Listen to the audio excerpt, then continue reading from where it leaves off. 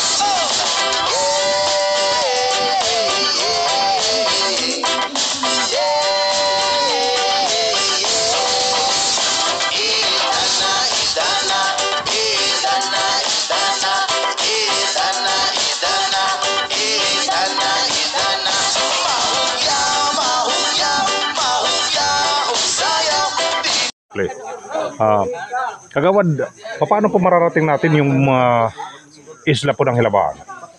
Mararating po natin ang Isla Hilabaan within 45 minutes. Bali, sasakay tayo ng bangka na pampaserosan, malalaking bangka. Bali, 40 pesos ang pamasahe papunta dito. Back and forth ay 80 na po. Tapos, pagdating natin dyan sa Daungan, bali, may nakabang na tayong mga tricycle. Kung gusto natin pumunta sa mga beaches, yun, makakarating tayo ng mga 10 minutes. So, mamimili tayo kung saan tayo pupunta. Meron din tayong mga cottage na pwedeng matulog sa, stay in ba sa gabi, na safe tayo doon dahil ang mga tao dito is hospitable, saka safe po tayo. Wala po tayong pangamba dito sa lugar namin dahil lahat po dito mababait. Kahit matulog ka lang sa labas, walang sa atin ng magagawa na masama. Yung gusto mag-island hopping, magkano po yung renta ng isang bangka po? Bali, pag nag-rent po sila ng malalaking bangka, 7,000 yung arkila na nun. Pero, pupunta kayo kung saan-saan, sa Sibay, pupunta kayo sa Linaw Beach, dito sa Sandbar, sa Darnasan, maiikot natin, pwede rin tayong umikot dito sa Sapao Beach. Bali, yun po. Yung maliliit lang po, mga yung isang maliliit, pwede na tayo siguro sa 1.5. Pwede na yung maliliit na bangka. Depende po sa kasya ng tao doon. So ano po yung mga facilities po natin dito sa isla po ng Hilabaan? Meron tayong mga facilities dito sa Sapao Beach. Meron tayo diyan kay Ma'am Florida, kay Ma'am Judith Katuday, Kinaw. Ano ba itong tawag sa kanila dito, yung beach na ang pangalan niya ay Nakakalimutan ko yung pangalan. Katuday Beach Resort.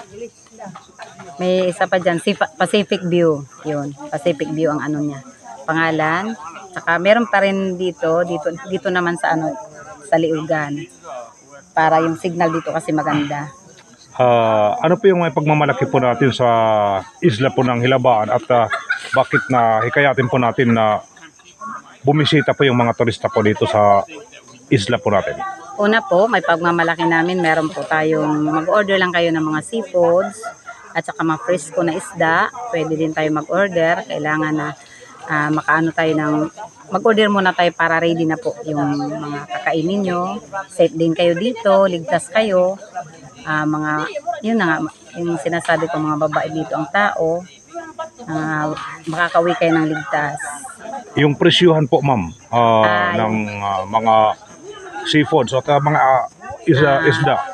Yung sa seafoods po is yung piraso niyan, 5 pesos.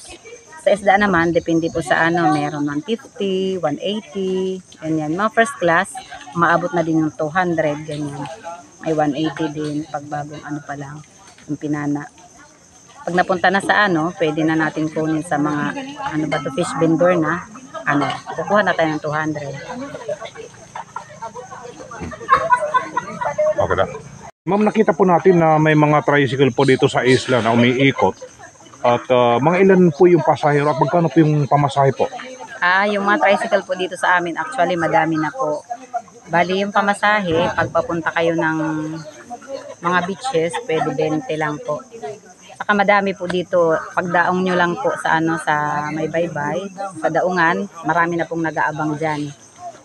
Marami ng mga sasakyan dyan. Namimili na lang kayo kung kanino kayo sasakay. Ayun, 20 pesos po papunta sa mga beaches. Ma'am, kumusta po yung kuryente po natin dito sa isla? Bali po yung kuryente po natin, 8 hours pa lang po. Bali, from 3 o'clock in the afternoon to 11 o'clock in the evening. Bali, meron pa pong padating dito na makina. Bali, magdadagdag ulit tayo ng 8 hours. Pero on the way, on process pa lang po yan. Wala pang makargahan. Bali, yun lang, alas 3 ng hapon hanggang alas 11 ng gabi. So kung madagdagan pa ng pangalawang makina, ayun po, hanggang umaga na po yan? Oo, pwede na. Kasi pag depende din, namin muna yan, assembly namin kung ano gusto ng tao, kung idadagdag namin, kung paiilawin namin sa, halimbawa, sa gabi kasi kailangan natin ng kuryente kasi mainit. So, i-adjust siguro natin yung hanggang alas 4, madaling araw. So, ano pong klase po ng mga beaches po natin dito sa Barangay Hilabaan po? Meron tayong Darnasan. Ano po yan? White beach po? Po, white sand. White sand.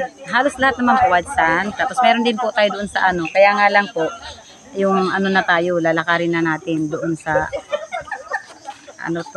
sa Dadikan Beach. Maganda po doon, kaya nga lang medyo lang lalakarin natin yung malayo. Meron din tayong ito nga, Liugan, tapos yung Sibay Beach. Yan, maganda dyan sa Sibay Beach. Tapos dito naman sa Sapao, marami dyan, may mga cottage na. Yun ang may mga cottages sa Sapao. Ano po yung pagpipilian po ng mga turista po, ma'am? Kung gusto po nila, ano pong gusto? May nakaharap po sa Pacifico para masulyapan po yung sunrise at dito naman sa west. Opo, yun sa Sapao po, yun sa Pacific diyan. Maganda po ang doon. Kasi tuwing pa lang yung araw, makikita na nila doon.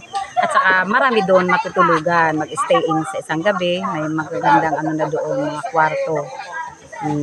E&F Resort. At saka sa Pacific View, meron na din doon cottage. Sa kabila po, meron po. Para sa sunset naman. Sa sunset wala. Ito lang sa Liugan. Lang. Pwede rin matulog dito. Saka safe naman. Meron pong babayaran yung mga turista po dito na maliban po sa pag-rent ng cottages sa mga lugar po. Sa ibang lugar po, hindi. Kung kukuha ka lang ng cottage, saka lang po kayo magbabayad. Yung iba, kung gusto nyo lang wala kayong bayaran, pwede lang kayo sa gilid-gilid lang ng mga beaches. Okay, thank you.